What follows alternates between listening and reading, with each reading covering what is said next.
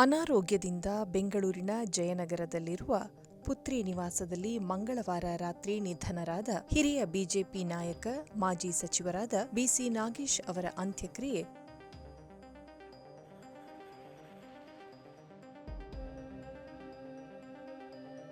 ಮಾಜಿ ಸಚಿವ ಬಿಸಿ ನಾಗೇಶ್ ಅವರು ಕಳೆದ 1 ವರ್ಷದಿಂದ ಅನಾರೋಗ್ಯಕ್ಕೆ ತುತ್ತಾಗಿ ಬೆಂಗಳೂರಿನ ತಮ್ಮ ಪುತ್ರಿ ನಿವಾಸದಲ್ಲೇ ಇದ್ದುಕೊಂಡು ಆಸ್ಪತ್ರೆಯಲ್ಲಿ ಚಿಕಿತ್ಸೆ ಪಡೆಯುತ್ತಿದ್ದರು. ದುರಾದೃಷ್ಟವಶಾತ್ ಚಿಕಿತ್ಸೆ ಫಲಕಾರಿಯಾಗದೆ ಕೊನೆಯುಸಿರೆಳೆದಿದ್ದು ಪತ್ನಿ ವೀಣಾ ನಾಗೇಶ್, ಪುತ್ರ ವಿಶ್ವದೀಪ್ ಹಾಗೂ ಪುತ್ರಿ ಶಾರದಾ ಸೇರಿದಂತೆ ಅಪಾರ ಬಂಧು ಬಳಗ, ಕಾರ್ಯಕರ್ತರನ್ನು ಅಗಲಿದ್ದಾರೆ. ತಿಪಟೂರಿನ ಕೆಆರ್ ಬಡಾವಣೆಯಲ್ಲಿರುವ ಅವರ ನಿವಾಸದಲ್ಲಿ ಮಧ್ಯಾಹ್ನ ಪಾರ್ಥಿವ ಶರೀರವನ್ನು ಸಾರ್ವಜನಿಕರ ಅಂತಿಮ ದರ್ಶನಕ್ಕಾಗಿ ವ್ಯವಸ್ಥೆ ಮಾಡಲಾಗಿತ್ತು. ಇದಕ್ಕೂ ಮುನ್ನ ಇಂದು ಬೆಳಗ್ಗೆ ಮಲ್ಲೇಶ್ವರಂನ ಬಿಜೆಪಿ ಕಚೇರಿಯಲ್ಲಿ ಬಿಸಿ ನಾಗೇಶ್ ಅವರ ಪಾರ್ಥಿವ ಶರೀರದ ಅಂತಿಮ ದರ್ಶನಕ್ಕೆ ವ್ಯವಸ್ಥೆ ಮಾಡಲಾಗಿತ್ತು. ಈ ವೇಳೆ ಕಚೇರಿಗೆ ಭೇಟಿ ನೀಡಿದ ಮುಖ್ಯಮಂತ್ರಿ ಡಿಕೆ ಶಿವಕುಮಾರ್, ಬಿಜೆಪಿ ರಾಜ್ಯಾಧ್ಯಕ್ಷ ಬಿವೈ ವಿಜಯೇಂದ್ರ, ವಿಪಕ್ಷ ನಾಯಕ ಆರ್ ಅಶೋಕ, ಮಾಜಿ ಮುಖ್ಯಮಂತ್ರಿ ಬಸವರಾಜ ಬೊಮ್ಮಾಯಿ, ಕೇಂದ್ರ ಸಚಿವರಾದ ಪ್ರಹ್ಲಾದ್ ಜೋಶಿ, ಶೋಭಾ ಕರಂದ್ಲಾಜೆ ಸೇರಿದಂತೆ ಹಲವು ಗಣ್ಯರು ಅಂತಿಮ ದರ್ಶನ ಪಡೆದು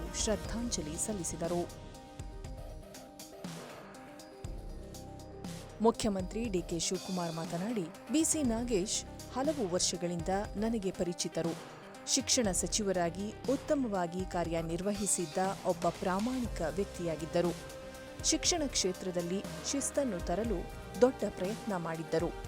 ಅವರಿಗೆ ಎಲ್ಲ ರೀತಿಯ ಸರ್ಕಾರಿ ಗೌರವಗಳನ್ನು ಒದಗಿಸುತ್ತೇವೆ. ನೊಣವಿನಕೆರೆ ಮಠದ ಎಲ್ಲ ಕಾರ್ಯಕ್ರಮಗಳಲ್ಲೂ ನನ್ನೊಂದಿಗೆ ಪಾಲ್ಗೊಂಡು ನಮಗೆ ಸಹಕರಿಸಿದ್ದರು ಎಂದು ಸ್ಮರಿಸಿದರು. ಎಂಎಲ್ಸಿ ಸಿಟಿ ರವಿ ಕೂಡ ಮಾತನಾಡಿ, ಬಿಸಿ ನಾಗೇಶ್ ಅವರು ಮೃದು ಹೃದಯದ ವ್ಯಕ್ತಿ.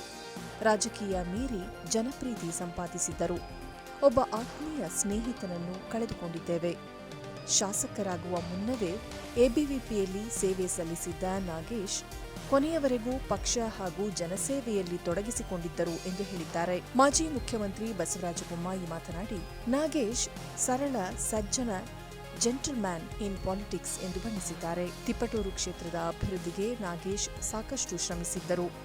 ನೀರಾವರಿ ಯೋಜನೆಗಳಿಗಾಗಿ ಹೆಚ್ಚಿನ ಕೆಲಸ ಮಾಡಿಸಿದ್ದರು. ನಾನು ಮುಖ್ಯಮಂತ್ರಿಯಾಗಿದ್ದ ವೇಳೆ ಶಿಕ್ಷಣ ಸಚಿವರಾಗಿ ಹೊಸ ಶಿಕ್ಷಣ ನೀತಿ ಜಾರಿಗೆ ತರಲು ಶ್ರಮಿಸಿದ್ದರು. ಒಬ್ಬ ಗೆಳೆಯನನ್ನು ಕಳೆದುಕೊಂಡಿದ್ದೇವೆ. ಬಿಜೆಪಿಗೆ, ರಾಜ್ಯಕ್ಕೆ ಹಾಗೂ ವೈಯಕ್ತಿಕವಾಗಿ ಇದು ನೋವಿನ ಸಂಗತಿ ಎಂದು ಬಸವರಾಜ ಬೊಮ್ಮಾಯಿ ಸಂತಾಪ ಸೂಚಿಸಿದ್ದಾರೆ. ಎಬಿವಿಪಿಯಲ್ಲಿ ವಿದ್ಯಾರ್ಥಿ ಮುಖಂಡರಾಗಿ ಮತ್ತು ಆರ್ಎಸ್ಎಸ್ ಕಟ್ಟಾಳು ಆಗಿದ್ದ ಬಿಸಿ ನಾಗೇಶ್ ಅವರು ಇಂಜಿನಿಯರಿಂಗ್ ಪದವೀಧರರಾಗಿದ್ದರು. 1948ರಲ್ಲಿ ಭಾರತೀಯ ಜನತಾ ಪಾರ್ಟಿ ಸೇರ್ಪಡೆಯಾಗಿ ಅಂದಿನಿಂದ ಪಕ್ಷದ ಸಂಘಟನೆಗೆ ಒತ್ತು ನೀಡಿದ್ದರು. 1984ರಲ್ಲಿ ಬಿಜೆಪಿ ಪಕ್ಷ ಸೇರಿದ್ದರೂ ಸಹ 2004ರವರೆಗೂ ವಿಧಾನಸಭಾ ಚುನಾವಣೆಗೆ ಬಿಸಿ ನಾಗೇಶ್ ಅವರು ಸ್ಪರ್ಧಿಸಿರಲಿಲ್ಲ. ಅಲ್ಲಿಯವರೆಗೂ ಪಕ್ಷ ಸಂಘಟನೆ ಕಾರ್ಯದಲ್ಲಿ ತೊಡಗಿಕೊಂಡಿದ್ದರು. 2004ರಲ್ಲಿ ಪ್ರಥಮ ಬಾರಿಗೆ ತಿಪಟೂರು ವಿಧಾನಸಭಾ ಕ್ಷೇತ್ರದಿಂದ ಬಿಜೆಪಿ ಅಭ್ಯರ್ಥಿಯಾಗಿ ಚುನಾವಣೆಗೆ ಸ್ಪರ್ಧಿಸಿ ಪರಾಭವಗೊಂಡಿದ್ದರು. ಇದಾದ ಬಳಿಕ ಮತ್ತೊಮ್ಮೆ ಚುನಾವಣೆಗೆ ಸ್ಪರ್ಧಿಸಿ ಸೋಲನುಭವಿಸಿದ್ದರು. 2008ರಲ್ಲಿ ನಡೆದ ವಿಧಾನಸಭಾ ಚುನಾವಣೆಗೆ ಸ್ಪರ್ಧಿಸಿ ಶಾಸಕರಾಗಿ ಆಯ್ಕೆಯಾಗಿದ್ದರು. ಬಳಿಕ 2018ರಲ್ಲೂ ಸಹ ಶಾಸಕರಾಗಿ ಆಯ್ಕೆಯಾಗಿದ್ದ ಬಿಸಿ ನಾಗೇಶ್ ಅವರು ಬಸವರಾಜ ಬೊಮ್ಮಾಯಿ ಅವರ ಸರ್ಕಾರದಲ್ಲಿ ಪ್ರಾಥಮಿಕ ಹಾಗೂ ಪ್ರೌಢ ಶಿಕ್ಷಣ ಸಚಿವರಾಗಿ ಕಾರ್ಯನಿರ್ವಹಿಸಿದ್ದರು. ಇವರ ತಂದೆ ಬಿಎಚ್ ಚಂದ್ರಶೇಖರಯ್ಯ ಅವರು ಸಹ ಶಾಸಕರಾಗಿ ಕಾರ್ಯನಿರ್ವಹಿಸಿದ್ದನ್ನು ಸ್ಮರಿಸಬಹುದಾಗಿದೆ.